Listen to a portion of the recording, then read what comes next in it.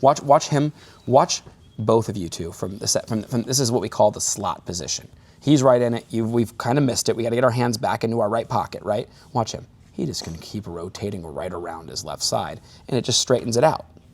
You, hey, if we kept doing that, we'd hit it over there. Yeah. So here's the thing. There's the stall out, and there's the dropping of that club to try to get it down the line. And that's where you just get the bad contact and don't quite hit it as hard as you're capable of too. So my big thing to you watching you would be really two main thoughts I think would not That's where it's like, hey, the feeling of putting those hands right back into your right pocket is a great feeling for you. And a great drill for you would be, I have two drills that when I come to mind immediately. One would be the left leg drill. The left leg drill would be one where you stagger your right foot back and you identify the post. You know what this takes away? There's no ability to sway. So what do? You're just rotating around that lead leg. Great feeling for identifying how that leg should feel throughout your swing. I did that one a ton when I was younger. You know, for people who break this down over here, now you actually understand how to keep that right there, and your upper body's right on top of that leg. That's a great drill. And what's cool is you can kick this leg out of the way, so what happens? The pocket's already out of the way too. So it gives you a sensation of what it's like to actually feel this, as opposed to anything move that way. Sure. Yeah, it's a great one. Forward used to rotate around his lead leg. Great way to warm up. A lot of our players do that. But bump the hip forward like this, and simply just hit some little 3/4 knockdown shots right around that left side, okay? And what's great about that is you take away the ability to have all the movement that would be detrimental to the lower back, right? I'm just simply rotating around that lead side. I'm finishing nice and tall. Everything's stretched out. I didn't feel that hurt me at all. It actually helped me warm up and stretch. Run our viewers through this. Left leg drill, watch. He points the big toe of his lead foot at the ball. He narrows up his stance. He's just creating more of a post with his lead leg.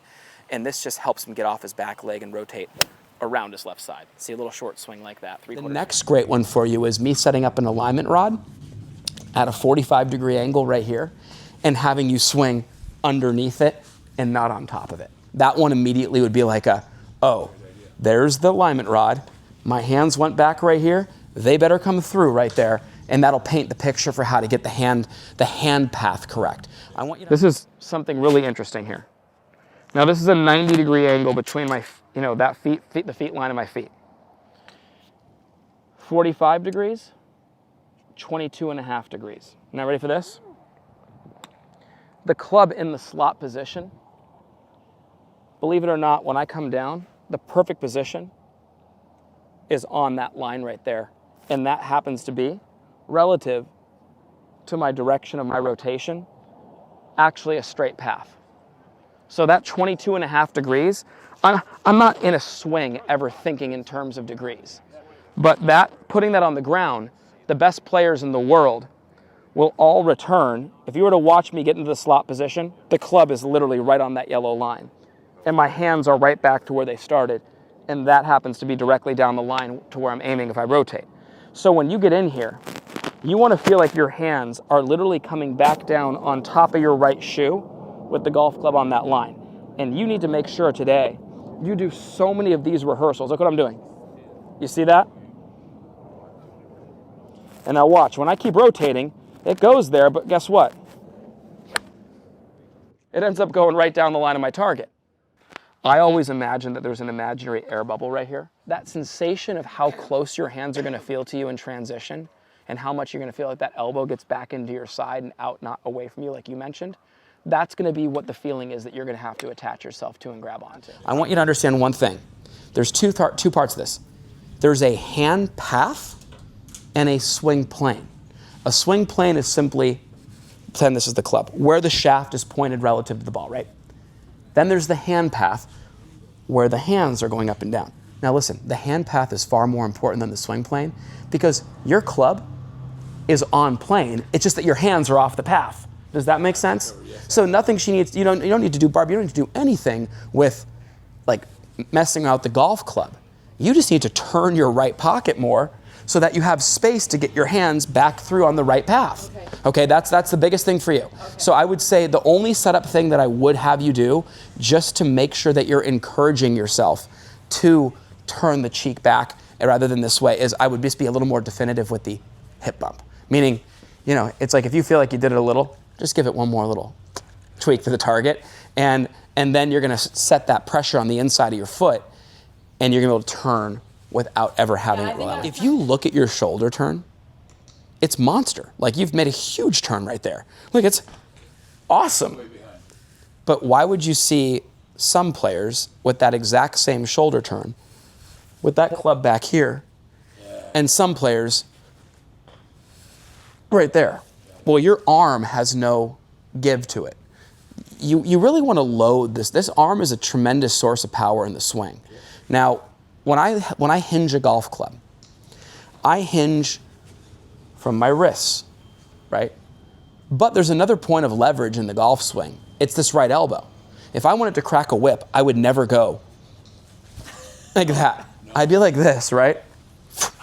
Right, this thing can release, right? So when I set the wrists, I also want to have some break to that elbow. And that's why last time I really bugged you about being softer with your arms. You know, hold on here, but give me a little bit of that right arm bending like this. You know, Cam can show you a lot of this. We used to work on this a ton. And when that arm, watch this, here's you, and then here's what I want it to be. You see that? That's not a range of motion issue at all.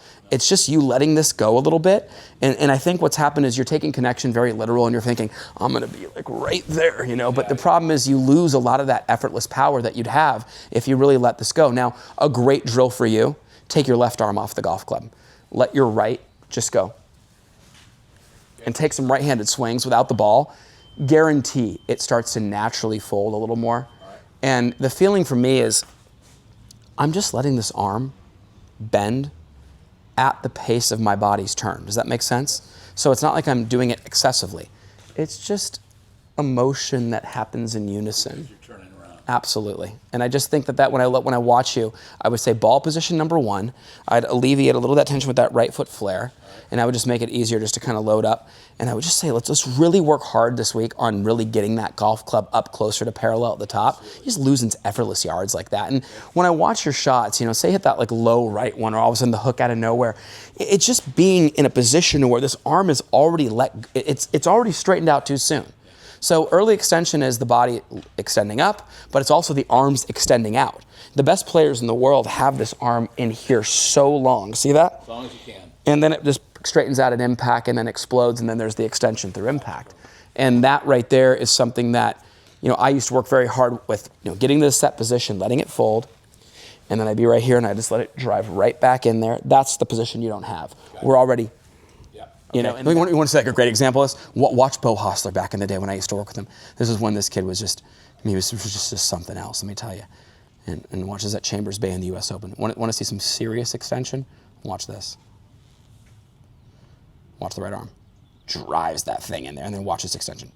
Boom. He practically bent the golf. Look at you see that? Look at that right there, right? Yeah, man. And then just like right there, you know, so cool. So Here we are at the beautiful Fairmont Grand Del Mar and the Grand Golf Club, the home of Porzak Golf, where golf is not just considered a sport, it's a lifestyle. The Porzak Golf membership will take you on an immersive journey that blends performance, lifestyle, and the spirit of the game like never before. This membership is geared towards helping you play the best golf of your life and enjoy the greatest game ever played.